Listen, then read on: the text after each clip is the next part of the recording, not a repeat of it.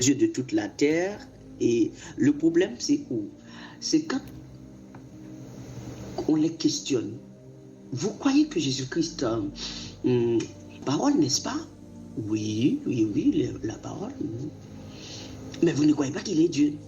Non, non, Jésus-Christ n'est pas Dieu. Oh, il est la parole, mais il n'est pas Dieu. Ok, vous avez une Bible. Oui. Et vous pouvez lire Jean 1, le verset 1.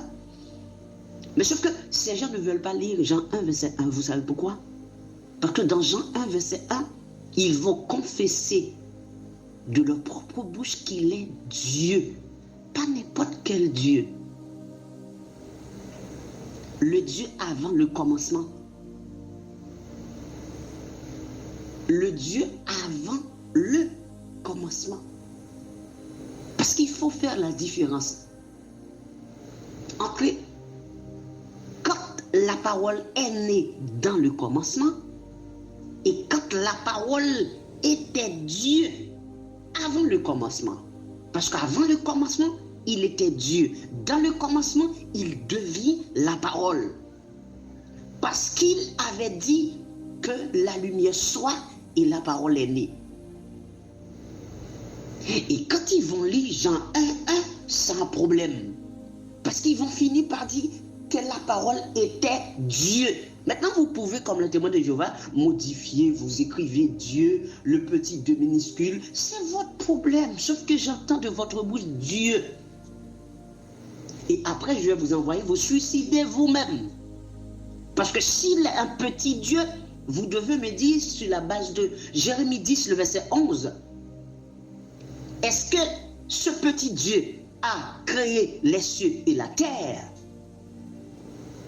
Vous êtes dans l'embarras parce que vous ne pouvez pas ni infirmer ni confirmer si vous ne croyez pas qu'il est Dieu.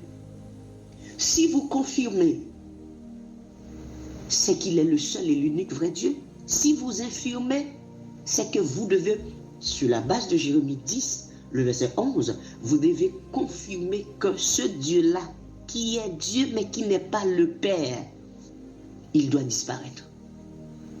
Comme vous ne pouvez pas dire que Jésus-Christ doit disparaître ou va disparaître, donc vous restez, vous ne répondez pas. Est-il le créateur de toutes choses? Vous ne répondez pas. Est-ce qu'il va disparaître? Vous ne répondez pas. Est-ce qu'il est Dieu? Vous ne répondez pas. Est-ce qu'il n'est pas Dieu? Vous ne répondez pas parce qu'aucune réponse ne sera en votre faveur. Parce que dès que vous reconnaissez Jésus-Christ en tant que Dieu, c'est que vous dites qu'il y a un seul Dieu, c'est que vous dites qu'il est le Père. Tout simplement. Comme les gens qui n'aiment pas entendre ça, il est le Père de lui-même en tant que la parole. Il est le berger de lui-même en tant qu'agneau. Il est le lion de lui-même en tant que juge. Ok? Donc, vous respectez l'évangile de Jésus-Christ et vous aurez la vie. Un point interne. Donc, ce soir, nous allons, ou cet après-midi pour la plupart, nous allons parler de... Alors, déjà, de qui ça nous avons parlé. Alors, nous avons plusieurs points pour nous parler.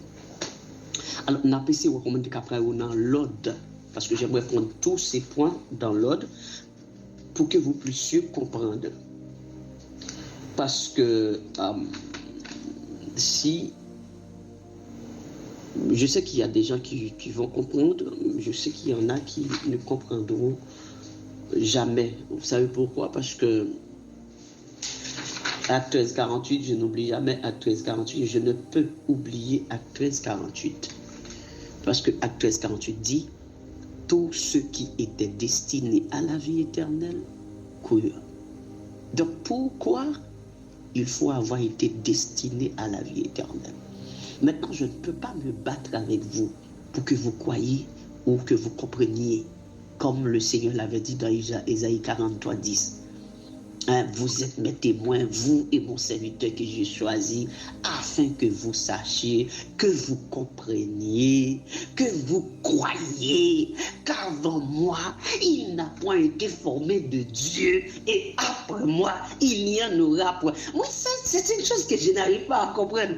Comment vous pouvez lire Ésaïe 43, le verset 10, et maintenant vous êtes en train de citer le Père, un Dieu, le Fils, un autre Dieu. Mais vous êtes malade.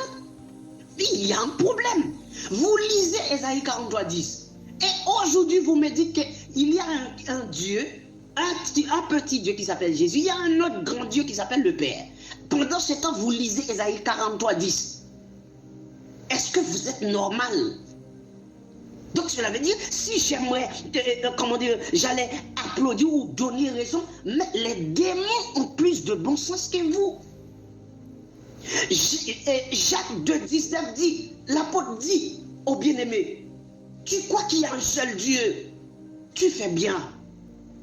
Les démons le croient aussi, et ils tremblent. Donc les démons, eux, ils croient qu'il y a un seul Dieu.